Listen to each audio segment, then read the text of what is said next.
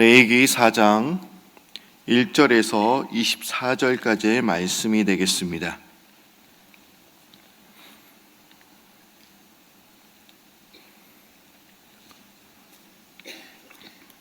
레위기 4장 1절에서 24절까지의 말씀 다 찾으신 줄 알고 한 절씩 교독합니다. 여호와께서 모세에게 말씀하여 이르시되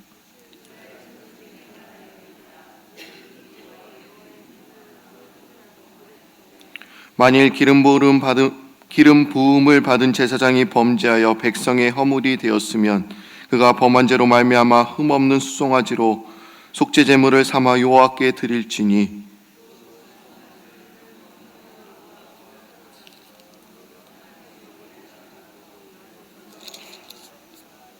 기름 부음을 받은 제사장은 그 수송아지의 피를 가지고 회막에 들어가서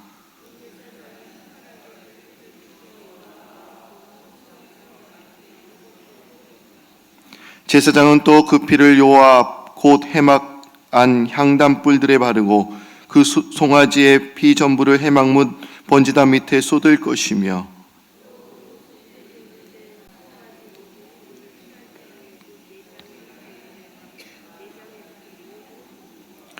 두 콩팥과 그 위에 기름 곧 허리 쪽에 있는 것과 간에 덮인 거풀을 콩팥과 함께 떼어내되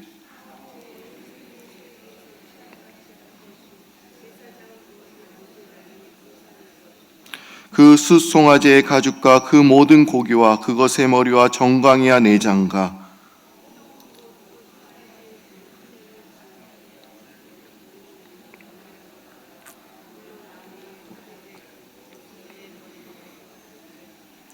만일 이스라엘 온 회중이 여호와의 계명 중 하나라도 부지 중에 범하여 허물이 있으나 스스로 깨닫지 못하다가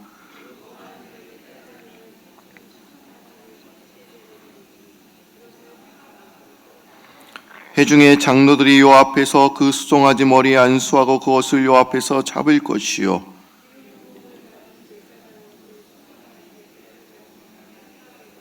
그 제사장이 손가락으로 그 피를 찍어 요 앞 회장 앞에 7번 뿌릴 것이며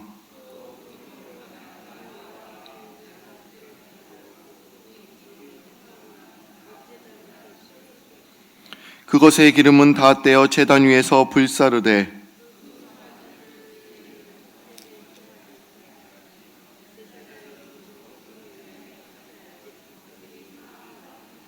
그는 그 숫송아지를 진영 밖으로 가져다가 첫번 숫송아지를 사른같이 불사를지니 이는 회중의 속죄제니라.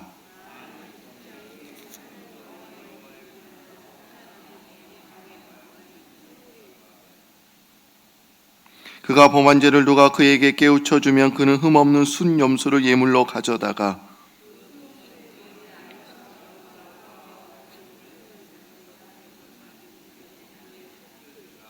26절까지 더 읽습니다. 제사장은 그 속죄제물의 피를 손가락을 찍어 번제단 뿔들에 바르고 그 피는 번제단 밑에 쏟고 그 모든 기름은 화목제 제물의 기름같이 제단 위에서 불사를 치니 이같이 제사장이 그 범한 죄에 대하여 그를 위하여 속죄한즉 그가 사함을 얻으리라.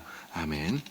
우리가 지금 성막에 대해서 공부하고 있습니다. 그리고 이번 한 주간은 제사에 대해서 번제, 소제, 화목제, 그리고 오늘은 속죄제에 대해서 이제 배우게 됩니다. 오늘 교재는 페이지 88쪽이 됩니다.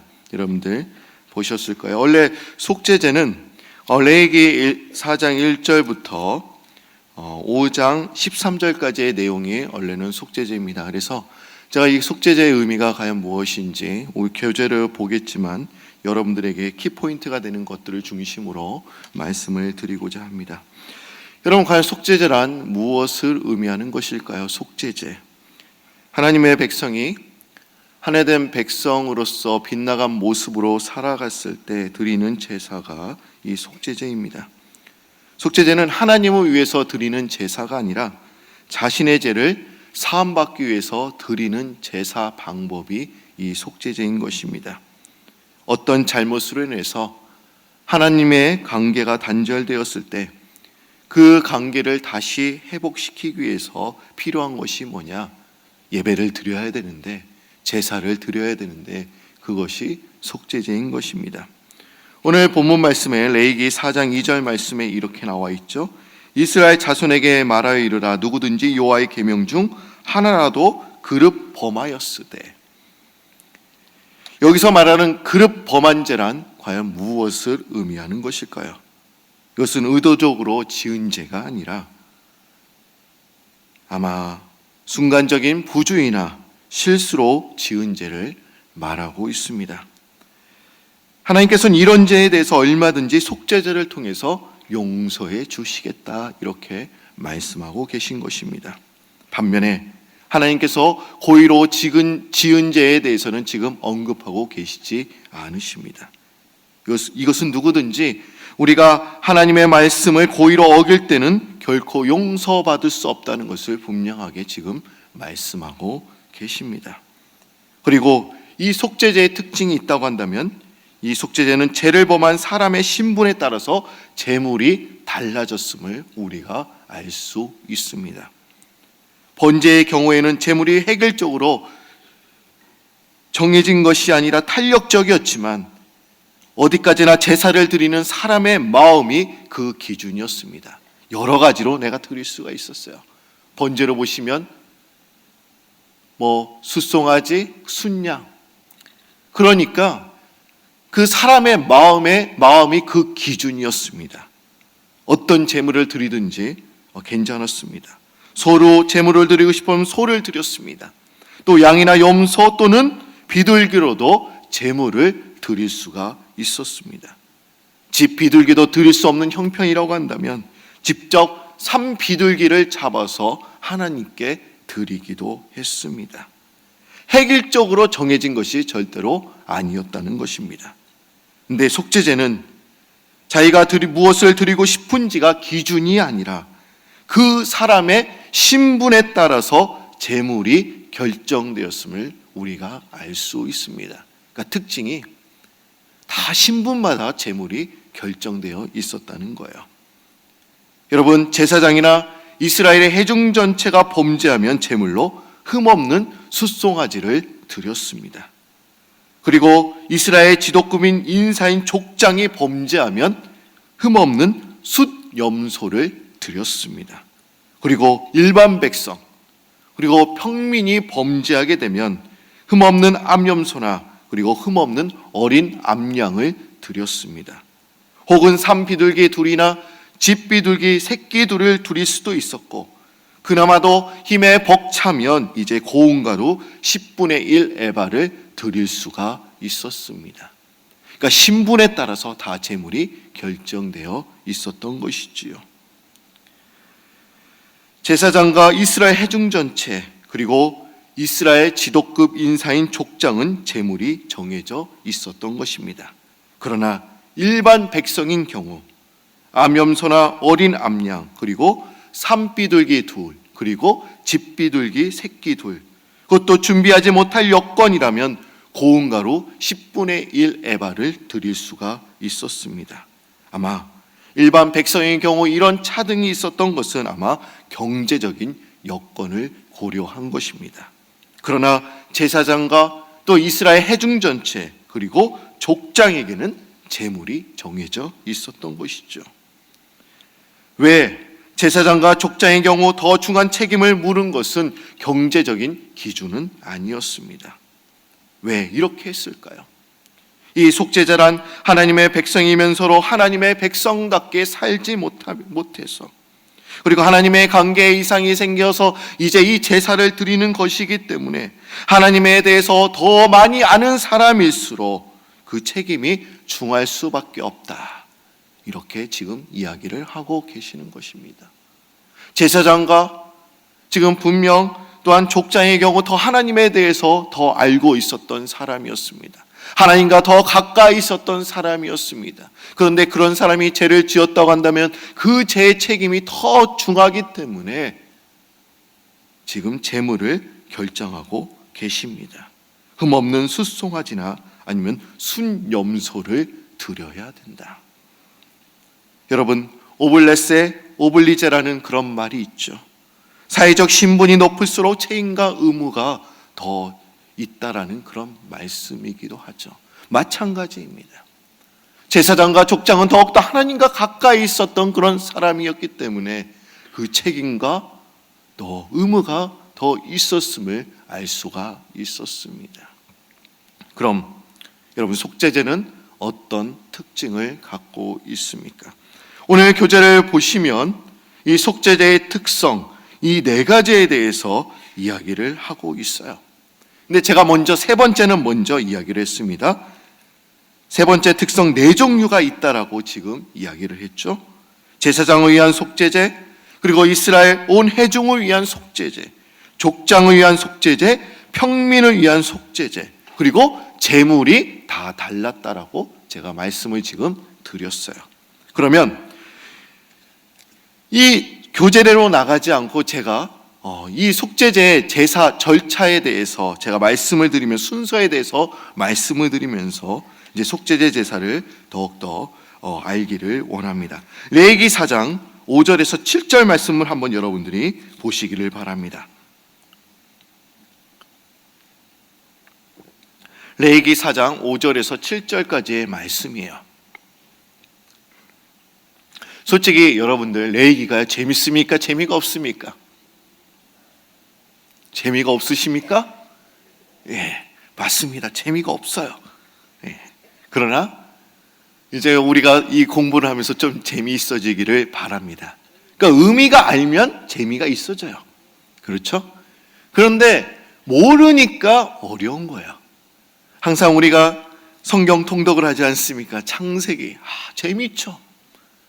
그리고 출애굽기도 읽을만 해요. 그런데 이제 24장부터 들어가면서 20장부터 들어가면서 재미가 없어집니다.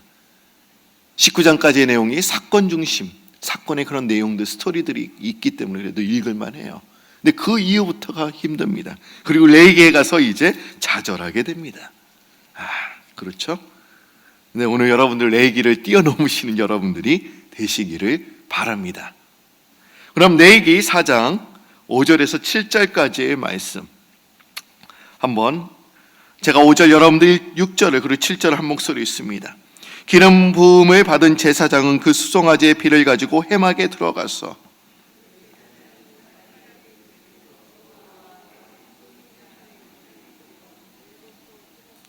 우리 7절 한 목소리 있습니다. 제사장은 또 그 피를 여호와 앞 곧 회막 안 향단 뿔들에 바르고 그 수송아지의 피 전부를 회막문 앞 번제단 밑에 쏟을 것이며. 지금 어떤 순서로 속죄제 제사를 드리고 있는지 지금 5절에서 7절까지의 말씀에서 지금 이야기를 하고 있습니다. 지금 성막문에서 짐승을 잡았습니다. 그리고 먼저 뭐를 받습니다? 피부터 받습니다. 근데 여러분 보십시오. 속죄제의 그 제사 양식은 하목제와 유사하지만 피를 처리하는 방식이 다름을 우리가 알 수 있습니다. 그러니까 여러분들이 이 피에 대해서 여러분들이 잘 아셔야 합니다. 그래서 제가 여러분 속죄제의 특성 네 번째로 보면은 피에 대해서 이야기를 하고 있어요. 여러분들 이거는 집에 가셔서 계속 더 공부하시기를 바랍니다. 하목제의 경우에는 피를 제단 사면에 이제 뿌렸습니다. 그런데 오늘 공부하는 이 속죄제 경우에는 성소휘장에 이제 7번 딱 뿌립니다. 휘장 앞에 이제 7번을 뿌리는 거예요. 그리고 분향단 뿔에 이제 피를 바릅니다. 그리고 이 번제단 밑에 이 피를 쏟아 붓습니다. 근데 이것도 제사장이나 이스라엘 회중 전체가 죄를 범했을 경우에만 이렇게 피를 처리했습니다. 이거 제사장 그리고 회중 전체가 죄를 범했을 때 어떻게 하는 거죠? 휘장 앞에 7번 뿌리는 거예요. 그리고 분향단 뿔에 바릅니다. 그리고 피를 가져와서 번제단 밑에 성소 밖으로 들어와서 그 피를 쏟아 부었습니다. 그러나 족장이나 일반 백성들이 죄를 범했을 때는 성소 휘장에 피를 7번 뿌리지 않았습니다. 피를 번제단 뿔에 바르고 번제단에 쏟아 부었습니다. 그러니까 좀 다른 거예요. 그렇죠? 레위기 4장 25절에 보면 이렇게 나와 있습니다. 22절에 보면은 족장이 범한 그 족장이 죄를 범했을 때에 대해서 이야기를 하고 있죠. 만일 족장이 그의 하나님 여호와의 계명 중 하나라도 부지 중에 범하여 허물이 있었는데라고 이야기를 하고 있습니다. 25절 말씀도 보십시오. 제사장은 그 속죄제물의 피를 손가락에 찍어 번제단 뿔들에 바르고 그 피는 번제단 밑에 쏟고. 그러니까 제사장이 범했을 때와 족장이 범했을 때에 그 피를 처리하는 방법이 다르었음을 우리가 알 수 있습니다. 왜 이런 차이가 나는 것이었을까요? 대제사장이나 회중 전체의 죄를 속하기 위해서는 성소까지 정결하게 하는 것이 요구되었음을 우리가 알 수 있습니다. 그만큼 대제사장과 회중 전체의 죄가 엄중하게 지금 취급되었다는 것을 지금 성경에서 이야기하고 있는 것입니다. 따라서 대제사장은 죄를 사함받기 위해서 자신의 죄를 깊이 반성하면서 온 힘을 다해서 그 회장 앞에 피를 7번 뿌려야 했습니다. 여러분, 7번 뿌린 거, 7이라는 숫자 제가 다 말씀을 드렸죠? 7이라는 숫자 완전함을 나타내는 숫자다. 그래서 제사장의 이런 행동은 완전한 회개와 완전한 속죄를 의미하는 것이었습니다. 그리고 왜 피를 분향단에 왜 발랐습니까? 그리고 또 피를 번제단 밑에 쏟아 부었습니까? 그럼 분향단은 무엇을 의미하는 것입니까? 이 분향단은 성도의 기도를 의미한다. 제가 말씀을 드렸습니다. 또 그리고 피를 바른다는 것은 우리가 정결하게 된다, 부정함을 씻는다라는 그런 의미를 또한 갖고 있습니다. 또한 속죄제물의 피를 이제 분향단 뿔에 바른다는 것은 하나님과의 사이에 막혀있던 그 기도의 통로를 정결하고 회복시키겠다라는 그런 의미가 담겨져 있는 것입니다. 왜 그동안의 성도들의 기도가 막혔던 이유가 과연 무엇이었습니까? 그것은 죄 때문에 그랬습니다. 그래서 성도가 기도의 응답을 받기 위해서는 먼저 자신 속에 있는 먼저의 죄를 회개하고 이제 모든 죄를 씻어내야 함을 지금 성경에서 이야기하고 있는 것입니다. 혹시 여러분들의 드리는 기도가 더디거나 왜 내 기도가 응답받지 못했을까 이러면서 낙심할 때가 있습니다. 그럼 먼저 자신 속에 죄가 남아있는지 먼저 자신을 살펴보아야 합니다. 여러분, 죄는 어떻습니까? 하나님과 여러분들의 사이에 막는 그 기도를 어떻게 통로를 그럼 막습니다. 그래서 우리가 먼저 죄 문제를 해결해야 함을 이야기하고 있습니다. 그래서 여러분들 이 피를 어떻게 처리했는지, 피가 얼마나 중요한지 우리가 알 수 있습니다. 또한 속죄제는 어떤 특징을 갖고 있습니다. 여러분들, 오늘 제가 특징에 대해서 4개의 특징에 대해서 교재에 나와 있죠. 제가 먼저 세 번째 특성, 네 번째 특성 이제 말씀을 드렸어요. 첫 번째 특성에 보시면 번제단에서 태우지 않았습니다. 여러분, 번제, 소제, 화목제는 어땠습니까? 번제단에서 다 태우는 제사입니다. 그러나 속죄제는 번제단에서 다 태우지는 않았습니다. 하지만 번제단에서 이 속죄제 때 태우는 것이 있었습니다. 그것이 과연 무엇이었습니까? 그것은 기름이었습니다. 그리고 또한 간이었고 콩팥을 태웠습니다. 레위기 4장 8절에서 10절까지의 말씀, 한번 이 말씀을 보시기를 바랍니다. 8절에서 10절까지의 말씀. 또 그 속죄제물이 된 숫송아지의 모든 기름을 떼어낼지니 곧 내장에 덮인 기름과 내장에 붙은 모든 기름과 그 콩팥과 그 위의 기름, 그 허리 쪽에 있는 것과 간에 덮인 거풀을 콩팥과 함께 떼어내되 화목제 제물의 소에게서 떼어낸 같이 할 것이요 제사장은 그것을 번제단 위에서 불사를 것이며. 여러분, 짐승의 부위 중에서 가장 귀한 부분이 어디입니까? 아마 여러분들은 고기다 이렇게 이야기를 할 것입니다. 그렇죠? 그러나 성경에서는 기름에 대해서 이야기를 하고 있습니다. 기름을 드렸다는 것은 하나님께 가장 귀한 예물을 드렸다는 것을 지금 의미하고 있습니다. 그리고 기름 위에 유일하게 번제단 위에서 데워졌던 것이 콩팥과 간이었습니다. 왜? 그 많은 내장 중에 콩팥과 간을 떼어냈을까요?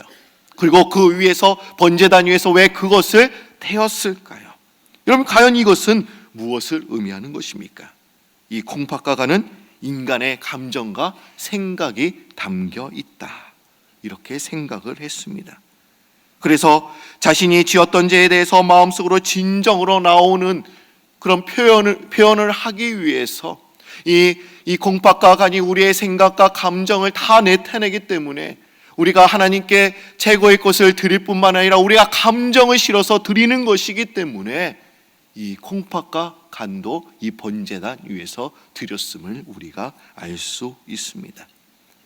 그러면 이 기름과 콩팥과 간을 번제단 위에서 태웠습니다. 그리고 그 나머지 거는 어디에서 태웠습니까? 번제단 위에서 태우지 않았으면 그것은, 나머지 것은 진 밖에 이제 재버리는 곳에서 이제 그것을 다 태워줬습니다. 그래서 10장 레위기 4장 10절에서 11절에서 12절 말씀에 이렇게 나와 있습니다. 이것도 제가 읽어드립니다. 숫송아의 가죽과 그 모든 고기와 그곳의 머리와 정강이와 내장과 똥 곧 그 숫송아지의 전체를 진영 밖에 재버리는 곳인 정결한 곳으로 가져다가 불로 나무 위에서 사르되 곧 재버리는 곳에서 불사를 찌니라고 지금 이야기를 하고 있습니다. 숫송아지의 이제 가죽과 모든 고기와 머리, 정강이, 내장을 모두 진 밖에 있는 재버리는 곳에서 지금 가져다가 불로 태우라, 지금 하나님께서 이렇게 말씀하셨습니다. 그럼 이것은 중요한 의미를 담고 있습니다. 왜 그렇습니까? 속죄제에서 제물로 드려진 숫송아지는 제사를 드리는 사람의 모든 죄를 넘겨받았습니다. 따라서 제물로 드려진 이 숫송아지는 그 사람의 죄를 상징합니다. 여러분, 죄란 아주 작은 것까지 하나까지라도 남김없이 완전히 제거대함을 지금 성경에서 이야기하고 있는 것이죠. 여러분, 죄가 가지는 가장 큰 특성이 무엇입니까? 그는 파괴성입니다. 파괴력입니다. 죄는 재범한 사람들을 다 멸망에 이르게 합니다. 죄는 얼마나 신속하게 전염이 되는지 모릅니다. 그러기에 죄는 아무리 작은 죄라도 금방 큰 죄로 이제 커지는 것을 우리가 알 수 있습니다. 그래서 죄는 아주 작은 거 하나라도 남김없이 완전히 제거돼야 된다. 지금 기름과 콩팥은 번제단 위에서 드려졌지만 그 위에 나머지 것들은 다 진 밖에서 다 태워져야 된다. 지금 이렇게 이야기를 하고 있는 것입니다. 여러분, 우리의 죄가 이제 숫송아지에게 죄가 전가가 된 거예요. 그렇기 때문에 이 숫송아지에 있는 작은 죄라도 어떻습니까? 다 없어져야 되고 제거되어야 됨을 지금 이야기하고 있는 것입니다. 그냥 작은 죄라도 남겨놓아서는 절대로 안 된다라고 지금 이야기를 하고 있는 것입니다. 여러분, 왜 우리가 속죄제를 드리는 것입니까? 예, 우리가 왜 속죄제를 드리죠? 우리의 죄를 사함받기 위해서 이 속죄제를 드리는 것입니다. 과연 여러분들의 죄가 혹시 있으십니까? 우리가 매일매일 죄를 짓고 온전히 우리가 살아가고 있지 않습니까? 죄의 본성이 있기 때문에 착하게 살려고 해도 우리가 그렇지를 못합니다.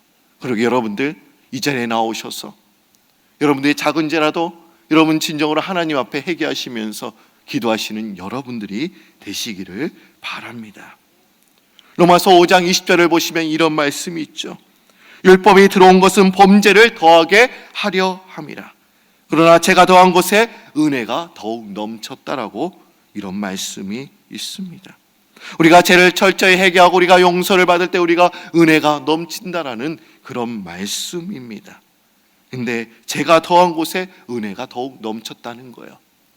우리가 죄를 통해서 우리가 용서를 받으면 은혜가 넘칩니다. 그런데 어떤 사람이 더 은혜가 넘칩니까? 작은 죄를 지은 사람이 은혜가 넘칠까요? 아니면 큰 죄를 지은 사람이 은혜가 넘칠까요? 분명 큰 죄를 지은 사람이 내가 용서를 받으면 더 큰 은혜를 받을 것입니다. 맞습니다. 그러나 더 중요한 그런 메시지가 담겨 있어요. 어떤 메시지일까요? 작은 죄라도 그것을 생각하고 철저히 회개하고 주님 앞에 용서를 받을 때 그것이 큰 은혜가 될 것입니다. 그러나 내가 큰 죄라도 그것을 심각하게 생각하지 않고 그냥 남이 짓는 것들인데 그냥 다들 용서받는데 나도 용서받는 거 당연한 거 아니야, 이렇게 받아들인다 한다면 그것은 은혜가 크지 않을 것입니다. 제일 중요한 것은 작은 죄라도 우리가 심각하게 받아들여야 한다는 것을 우리가 알 수 있습니다.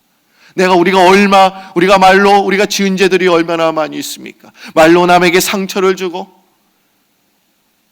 우리가 그런 것들에 대해서 매일매일 우리가 심각하게 받아들여야 됨을 이야기하고 있는 것입니다. 여러분, 우리가 속죄제, 우리가 죄를 사함받기 위해서 드리는 그런 제사 방법입니다. 여러분, 오늘 이 시간에 작은 죄라도 속죄제에 드렸던 그 수송아지를 모두 태워줬던 것처럼 여러분들의 죄를 완전히 태우시는 그런 여러분들이 되시기를 바랍니다. 우리가 우리의 죄의 문제 해결할 수가 없어요. 주님께 우리가 나아가는 방법밖에 없습니다. 너희 죄가 조금 같을지라도 흰 눈같이 희어지게 된다라는 그런 말씀이 있지 않습니까? 우리가 진정으로 죄에 대해서 간절히 우리가 고백하면 여러분들의 죄가 깨끗하게 씻김 받을 줄 믿습니다. 오늘 말씀처럼 우리가 본 제사 방법에 대해서 오늘 배웠습니다. 속죄제, 이 특징이 무엇입니까? 정리해드리면 이 속죄제도 이제 제물을 드리는 자에 따라서 이 제물이 달라졌다라는 제가 말씀을 드렸습니다. 그리고 피를 어떻게 처리했냐, 그리고 이 제물을 다 번제단에서 태우지 않고 이제 제 버리는 곳에서 이제 바깥에서 이제 태워졌음을 우리가 알 수 있습니다. 여러분들의 제 작은 것까지라도 다 태워서, 하나님, 내 작은 죄라도 주님께서 다 아시죠? 내가 오늘 다 주님 앞에 고백합니다, 이러면서 여러분들의 모든 죄들을 주님 앞에 아뢰며 회개하시는 그런 여러분들이 되시기를 바랍니다.